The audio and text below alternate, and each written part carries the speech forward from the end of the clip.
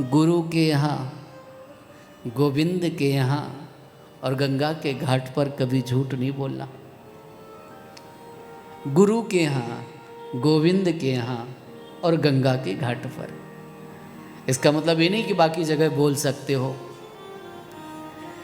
यहाँ तो बोलना ही नहीं। जो मन में पीड़ा है वो साक्षात अपने ठाकुर से कह दो। अपनी पीड़ा को अपने गुरु के चरणों में निवेदन कर दो। पीड़ा को कहाँ निवेदन करना है नारायण, ये भी अगर हमें समझ में आ जाए तो हमारी पीड़ा दूर होने लगेगी। श्री ठाकुर जी से कह दो। वेदव्यास जी महाराज ने कहा, इस पीड़ा को मैं किसी संत के सामने नहीं रखूंगा तो किसके सामने रखूंगा। बाबा नारद तुम सच कहते हो, मेरे मन में खिन्नता है, मैं कुछ और करना चाहता हूँ। तो देवर्षि नारद ने फिर कहा, देर किस बात की, मैं तुम्हें कृपा करके एक कथा सुनाता हूँ। अरे महाराज कथा किस लिए सुना रहे हो, इससे तुम्हें कुछ करने की प्रेरणा मिलेगी, शक्ति मिलेगी। वेदव्यास जी महाराज ने कहा, मैं इतनी लंबी आयु का हूँ, बूढ़ा हो गया हूँ, अब मुझ में कहाँ सामर्थ्य है कि मैं कुछ कर सकूँ। देवर्षि नारद ने कहा, संतों की कृपा हो जाए तो सब कुछ संभव है। महाराज ये शरीर जो आप देख रहे हो ना, ये जो शरीर आप देख रहे हो, इस शरीर को देख करके आपको कुछ समझ में आता है? अरे मैं अपने पिछले जन्म की एक कथा आपको सुनाता हूँ। पूर्व जन्म में मैं एक दासी का पुत्र था और मेरी माँ ब्राह्मण, जो ब्रह्मवादी ब्राह्मण हैं, उनके यहाँ सेवा करती थी। चातुर्मास्य करने के लिए कुछ संत पधारे और मेरी माँ ने मुझे संतों की सेवा में लगा दिया। प्रेम से बोलिए जय श्री राधे। और संतों की सेवा को पाकर के मैं तो इतना आनंदित हो गया, इतना आनंद से भर गया कि मानो मुझे कोई खजाना हाथ लग गया हो। जो श्री ठाकुर जी से प्रेम करने वाले होते ना, उनका संतों के चरणों में अत्यधिक अनुराग होता है। जो संतों की निंदा करें और कहे कि हम ठाकुर जी के भक्त हैं, भैया दोनों एक साथ नहीं हो सकता है। या तो वो ठाकुर जी का भक्त नहीं है, और अगर भक्त है तो संतों का निंदक हो ही नहीं सकता है। देवर्षि नारद कहते हैं कि मुझे संतों की सेवा में लगा दिया, मैं आनंद से भर करके संतों की सेवा करने लगा। सेवा करते करते आनंद आने लगा।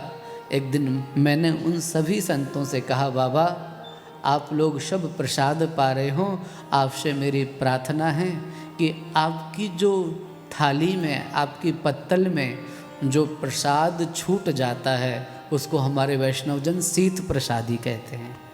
संतों की शीत प्रसादी, उच्छिष्ट प्रसाद। अगर आपकी आज्ञा हो तो आपकी थाली में बचा हुआ कुछ जो अन्न होता है उसको मैं ग्रहण कर लूं। बालक के आग्रह को सुनकर के संत ने कहा कि जरूर, संतों ने विचार किया कि जरूर ये भूखा रहता होगा, पर बात भूखे रहने की नहीं थी, बात तो संतों का उच्छिष्ट प्रसाद पाना था। तो अब जितने संत थे वे सब संत जानबूझ करके थोड़ा सा प्रसाद अपनी थाली में छोड़ देते, और ये बालक उन संतों की प्रसादी को पत्तल से एकत्रित करके और एक पत्तल में रख करके बड़े भाव से, जैसे नारायण का प्रसाद कोई पाता है, ऐसे संतों की उच्छिष्ट प्रसादी को ये प्रेम से पाने लगे। प्रेम से बोलिए जय श्री राधे। नारायण उन संतों की उच्छिष्ट प्रसादी पाने का फल इस बालक को क्या मिला कि धीरे धीरे से इसके पाप धुलने लगे, मन निर्मल होने लगा। और कहते हैं कि जिसका हम जूठा खाते हैं उसके जैसी हमारी मति होने लगती है। संतों का उच्छिष्ट प्रसाद पाने से तद्धर्म एवात्म रुचि प्रजायते। इनके मन में भी उन संतों के धर्म के लिए रुचि हो गई, उन संतों के धर्म में रुचि हो गई। संतों का धर्म क्या था? भागवत धर्म। संतों का धर्म क्या था? ठाकुर जी की सेवा। संतों का धर्म क्या था? संकीर्तन। अब इनका मन संकीर्तन में होने लगा, ठाकुर जी की सेवा में होने लगा, सत्संग में लगने लगा। और सीधी सी बात है भैया, जब ठाकुर जी से मन लग जाता है तो ये 5 चीजें बेकार लगती हैं। अगर आपको ये 5 चीजें बेकार नहीं लग रही हैं तो आप ठाकुर जी के भक्त नहीं हैं। नारायण, सो जाते हैं सब। नारायण हरि भजन में ये 5 न सुहात, विषय भोग निद्रा हंसी, जगत प्रीत बहुबात। जब भगवान से प्रेम हो जाता है तो ये 5 चीजें अच्छी नहीं लगती। नारायण हरि भजन में ये 5 न सुहात। नोट कर लीजिए, संसार के विषय अच्छे नहीं लगते हैं। अत्यधिक संसार में रुचि नहीं रहती है। बहुत ज़्यादा बात करना अच्छा नहीं लगता है। बहुत ज़्यादा हंसना भी अच्छा नहीं लगता है। कुछ लोग होते हैं ना, दिन भर खिकी खिकी खिकी खिकी करते रहते हैं। कई बार तो उनके समझ में नहीं आता हंस क्यों रहे हैं। गंभीरता नहीं है, गाम भी नहीं। भाई हंसो तो कोई सकारण हंसो तो समझ में आता है, और बिना बात कही विषय भोग निद्रा हंसी जगत प्रीति, संसार के प्रति प्रीति, बहु बात, बहुत ज्यादा सोना, बहुत नींद, है ना। पता चला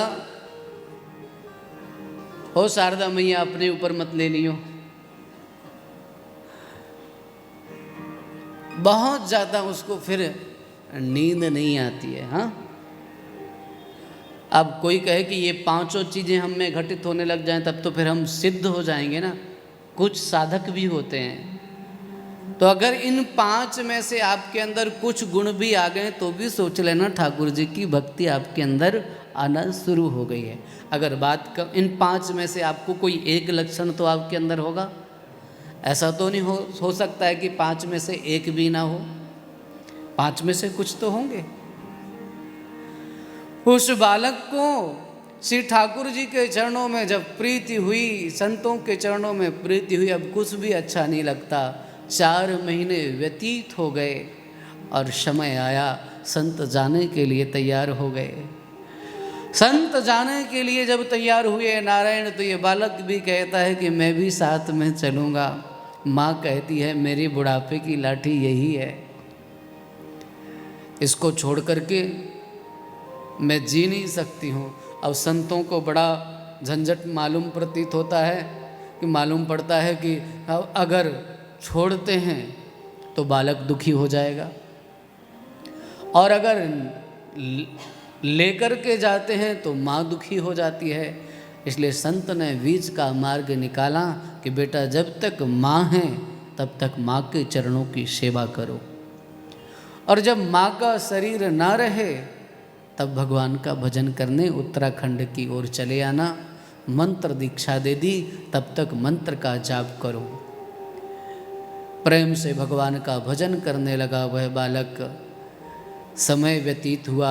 एक दिन माँ गौदोहन करने के लिए गई, और गौदोहन करते समय उसको सर्प ने दंश मार दिया। सर्प के काटने से उसकी नारायण मृत्यु हो गई। उस बालक के मन में पीड़ा नहीं हुई, अपितु अनुग्रहम मन्यमाना, माँ की मृत्यु पर शोक नहीं किया। सोचा कि श्री ठाकुर जी की ऐसी ही लीला है, ऐसी ही कुछ कृपा है। भगवान की कृपा के सामने सिर झुकाया और माँ का अंतिम संस्कार करके वहाँ से उत्तराखंड की ओर चला गया। वह बालक भजन करने के लिए बैठा। भजन करते समय श्री ठाकुर जी का ध्यान किया। छोटा सा नन्हा सा बालक था। ध्यान करते ही श्री ठाकुर जी की दिव्य झांकी उसके हृदय में प्रकट हो गई। नारायण जितना बालक छोटा होता है उतना निर्दोष होता है, और जैसे जैसे अवस्था बढ़ती जाती है तो हम सब में विकार बढ़ते जाते हैं। बालकपन से अगर कोई भगवान का स्मरण करने लग जाए ना तो नारायण उसका मन बहुत जल्दी से ठाकुर जी में लगता है, क्योंकि उसके अंदर अभी दोष कम हैं, बुराइयां कम हैं।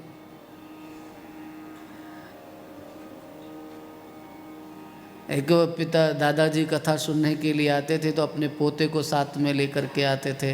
अब पोता कथा सुने तो जब वैसे घर में जाकर के करने लगे। 2 दिन लेकर के आए, तीसरे दिन नहीं लेकर के आए। तो महाराज ने पूछा कि वो बालक को लेकर के नहीं आए। बोले महाराज मैं तो मजबूत हूँ, मुझ पे तो बहुत ज़्यादा असर नहीं पड़ता है, और वो तो बालक है, उस पर आपकी बातों का असर पड़ गया तो मेरा धंधो चौपट है जाएगा। लोग ऐसे भी होते हैं, पर बच्चा तो जो सुनता है उसके हृदय में बैठ जाता है। कोमल हृदय होता है।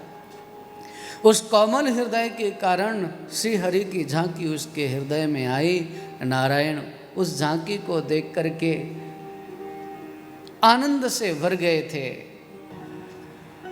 ऐसी स्थिति हो गई कि ना पश्यम उभयम मुने, ना तो स्वयं को देख पाता है ना संसार को देखता है। वो केवल और केवल श्री ठाकुर जी के दर्शन के आनंद में निमग्न रहता है। श्री ठाकुर जी की उस भुवन पावनी झांकी का दर्शन करके आनंद निमग्न उस बालक के हृदय में जो झांकी थी, श्री ठाकुर जी ने एक पल के लिए उसको छुपा दिया और फिर आकाशवाणी कर दी कि इस जन्म में तुम्हें मेरी प्राप्ति नहीं होगी। तब से वो बालक भजन करता हुआ फिर कल्पांत हुआ, और कल्पांत में समूची सृष्टि भगवान नारायण ने अपने उदर में समेट ली। फिर ब्रह्मा जी का प्राकट्य हुआ, और ब्रह्मा जी के प्राकट्य के बाद नारायण, जब ब्रह्मा जी के मानस पुत्रों की उत्पत्ति हुई तो उसमें देवर्षि नारद भी प्रकट हुए। उन्होंने भगवान की भक्ति की और भगवान ने उसको वीणा दी। देखो वो जो दासी पुत्र था आज नारद बनकर के तुम्हारे सामने बैठा है। दासी पुत्र को देवर्षि नारद बनाने का सामर्थ्य किसने दिया? संत ने और सत्संग ने। अगर वह सत्संग ना मिला होता, संत ना मिले होते तो ये दासी पुत्र कुछ नहीं कर पाता। मैं तो ऐसा मानता हूँ कि जब संत मिलन हो जाए तो सोच लेना श्री ठाकुर जी कृपा करने वाले हैं।